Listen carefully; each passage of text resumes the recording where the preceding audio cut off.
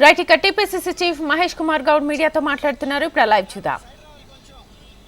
ఇలాంటి ఫోటో ఫినిష్లు వల్ల జరిగేదేమి ఉండదు.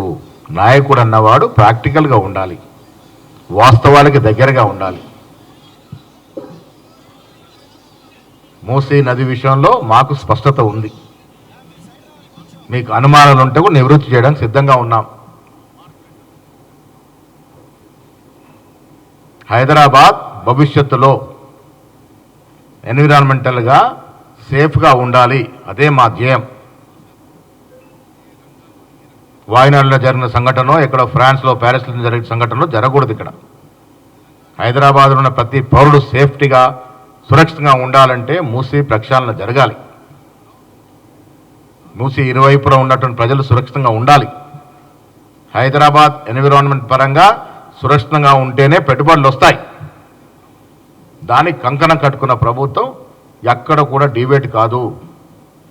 మా ముఖ్యమంత్రి, ఉప ముఖ్యమంత్రి, మంత్రులు, మా ప్రభుత్వం అభివృద్ధి కోసం కట్టుబడి ఉంది. ఇలా ఒక్క రోజులో మేము ఒక సంవత్సరంలో సాధించినటువంటి కార్యక్రమాలు ప్రజల ముందు కనబడతా ఉన్నాయి. 10 ఏళ్లలో బీఆర్ఎస్ చేసినటువంటి అభివృద్ధి ఏ రకంగా అంతకన్నా మేలైన అభివృద్ధి, మేలైన సంక్షేమం ఒక సంవత్సరం ఇవ్వగలిగినాము. ఇది రికార్డ్స్తో సహా మా ముందుంది. దీన్ని ప్రజలు అర్థం చేసుకోవాల్సిందిగా విజ్ఞప్తి చేస్తా ఉన్నాం.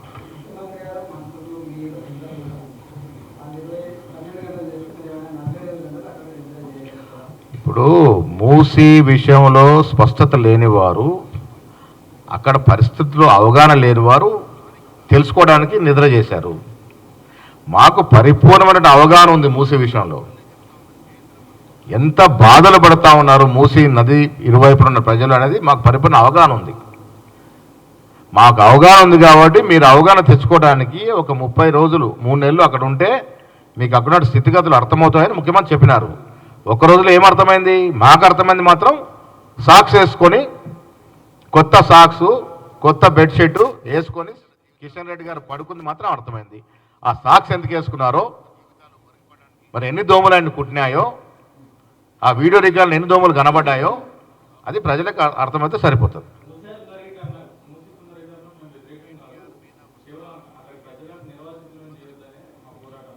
మరి ఆయన్నే కాంక్రీట్ ప్లాన్ ఇవ్వమనండి. కిషన్ రెడ్డి గారు ఇలా కేంద్రంలో మంత్రిగా ఉన్నారు. మేము ఒక డిపిఆర్ తీసుకొస్తా ఉన్నాం, మాది ఒక ప్రణాళిక ఉంది. దాన్ని ఏ విధంగా చేస్తుందో ప్లాన్ ఇవ్వండి. కేంద్రంలో ప్రభుత్వంలో ఉన్నారు కదా మీరు. అల్టిమేట్గా మనకు కావాల్సింది ఏమిటి? రేపు ఈ హైదరాబాద్ పట్టణంలో ఒక భారీ వర్షం పడితే గతంలో జరిగినట్టుగా 1908లోనో 1912లోనో ఒక భారీ వర్షానికి 18,000 మంది మూసీ నదిలో కొట్టుకుపోయినారు. నయా పూలు తప్ప అన్ని పూలు కొట్టుకుపోయినాయి అప్పుడు. ఇది చరిత్ర. అలాంటి జరగకుండా ఉండటానికి మేము ఒక ప్రక్షాళన కార్యక్రమం శ్రీకారం చుట్టాము. మీరు ఇవ్వండి సలహాలు. మా ప్రభుత్వమే కేసీఆర్ లాంటి ప్రభుత్వం కాదు, నిరంకుశ నియంత్రణ లాంటి ప్రభుత్వం కాదు. మేము ఓపెన్ మైండ్తో ఉన్నాం. ప్రతిపక్షాలు మాకు సలహాలు, సూచనలు ఇస్తే తీసుకోవడానికి సిద్ధంగా ఉన్నాం. కానీ రాజకీయాల కోసం మీరు ఈ ఫోటో ఫినిష్ కార్యక్రమాలు చేస్తే ప్రజలు నవ్వుకునే పరిస్థితి వస్తుంది.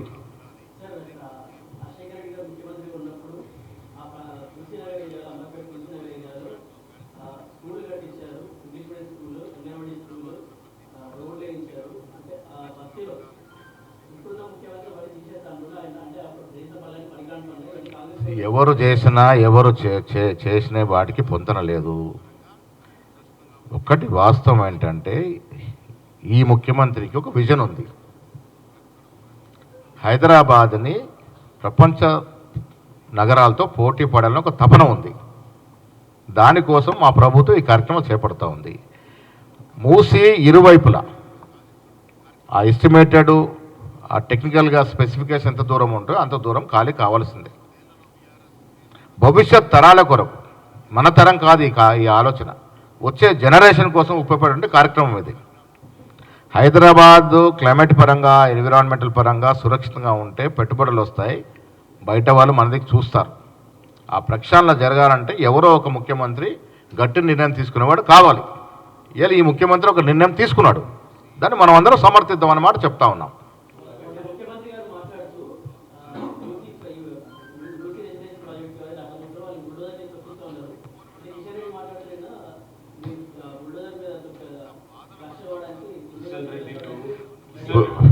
బుల్డోజర్ సంస్కృతి మాది కాదు.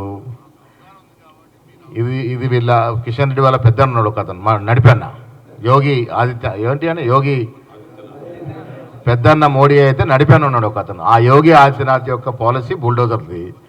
అక్కడ ఎంతమందిని బుల్డోజర్ దొక్కించారో మనం చూసాము, ఎట్లా క్రైమ్ ఉంటుందో మనం చూసాము. మా ప్రభుత్వానికి ఒక నిబద్ధత ఉంది. ప్రజలు ఇవాళ మా మీద నమ్మకంతో మమ్మల్ని అధికారులు తీసుకొచ్చారు. ఏ కోశాన కూడా ప్రజల యొక్క నమ్మకాన్ని వమ్ము చేయబోము. మేము ఏ కార్యక్రమం చేసినా అది ప్రజాహితమైనటువంటి కార్యక్రమమే. రాజకీయాల కోసం ఏదో మాట్లాడు వేరు, వాస్తవాలకి దగ్గరగా మాట్లాడితే మేము హర్షిస్తాము. మా మీద సద్విమర్శను కూడా మేము స్వీకరిస్తాము. మా వల్ల ఏదైనా నిజంగా కూడా తప్పులు జరిగితే సరిదిద్దుకోవడానికి సిద్ధంగా ఉన్నాము. మేధావులు కానీ మీలాంటి జర్నలిస్టులు కానీ నిజంగా రాజకీయాలకి అతీతంగా మాట్లాడేవారు ఎవరు వచ్చి సలహా సూచనలు ఇచ్చినా మార్పులు చేర్పులు అవసరం అనుకున్నప్పుడు చేసుకుంటాం. మాకేం బేసిజాలు లేవు, మేము సిద్ధంగా ఉన్నాం. మాకు కావలసిందల్లా హైదరాబాదుతో పాటు తెలంగాణ అన్ని రంగాల్లో అన్ని మూలల అభివృద్ధి చెందాలి. ఏం చెప్పారు సీఎం గారు? మాటలు తెలంగాణలో సామెతల పరంగా చాలా మాట్లాడతాము. మేము ఇప్పటి వరకు తెలంగాణలో ఎక్కడ బుల్డోజర్ని ప్రవహించినటువంటి ప్రభుత్వాలు బీజేపీ ప్రభుత్వాలు, ఉత్తరప్రదేశ్ ప్రభుత్వాలు. ముఖ్యమంత్రి గారి యొక్క ఆలోచన ఏంటంటే ఇది డెవలప్ జరగాల. ఇప్పుడు ఏదన్నా పసవు ఉండి అక్కడ ఏమన్నా ఇబ్బంది ఉండి మీరు అడ్డుకుంటేనో లేక అక్కడ తప్పు జరిగితే ఎత్తి చూపితేనో ఒక అర్థం ఉంది.